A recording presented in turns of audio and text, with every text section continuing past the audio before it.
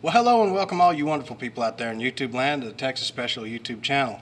For this final N-Scale product review of the month of January 2025, we're going to take a look at this Micro-Trains Missouri Pacific ACF 2-bay covered hopper car.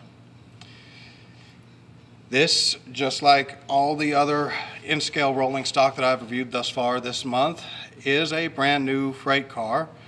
I was able to get a heck of a good deal on this thing off of eBay. Regrettably, I cannot remember who the seller was, but whoever you are, if you're watching this video, thank you much. I really love this car. So, just like all Micro-Trains rolling stock, we are going to squeeze one end of this.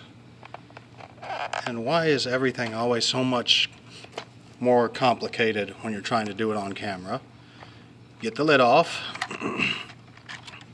This actually has a little lid within the lid to help protect the car from rubbing against the inside of the jewelry case lid. And as you can see there, the car just flops right out. So we'll set the packaging aside and set the car down.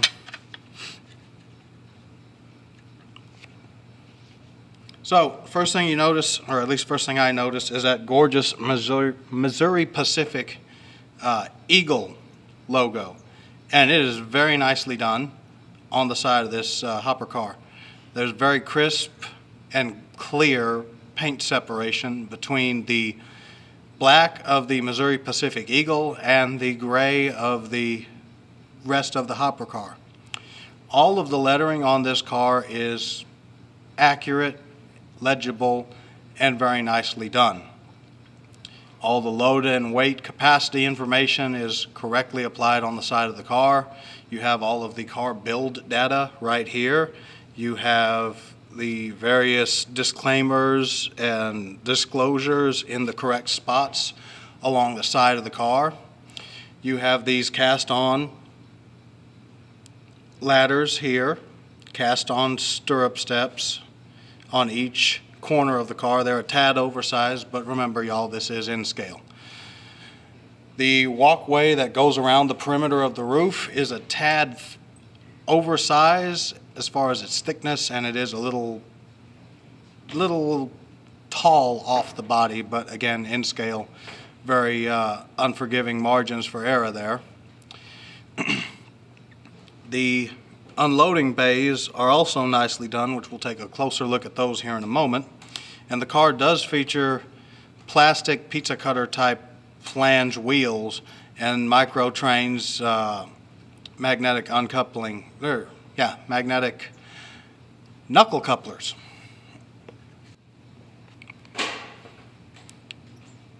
Looking here at the B end of the car, you can see the car number right here, and it does match the number on the sides of the car. It is also applied in the same spot on the A end of the car. You have this full height ladder here for access to the roof. You have a half height ladder here, crossover platform, and a separately applied handbrake wheel and brake chain. You can also see, since we're on the B end of the car, some of the air brake apparatus molded into place. And while not faithfully 100%, there, it's at least implied. You have the emergency and service reservoir here. You have a triple valve here, and you have an air brake piston right here. So, a nice touch. It's not really overtly obvious, but it is there. Looking at the underside of the car, you can see it's not a whole lot of detail. You do have an air brake line right here. You do have the vibrator pads right here along the sides of the bays for the purpose of easing unloading without banging the crap out of the car to get the product to flow. You can see there is some rivet detailing along the base of the unloading bays where the unloading grates meet the bay itself. And as I said, the Micro-Trains magnetic couplers, truck mounted couplers, and the free rolling plastic pizza pizza cutter flange wheels. Now, one really cool thing about this hopper car, looking at the roof. Yes, that's right. All four of these bay lids, these loading hatches, actually open and close. That is really cool, at least to me. Or maybe I'm just easily entertained. I don't know. There is some decent little bit of detailing on these each loading bay door, and you have this non-slip graded pattern molded into the walkway along the roof of the hopper car. You've also got cast on grab irons here and here to correspond with the locations of the full height ladders.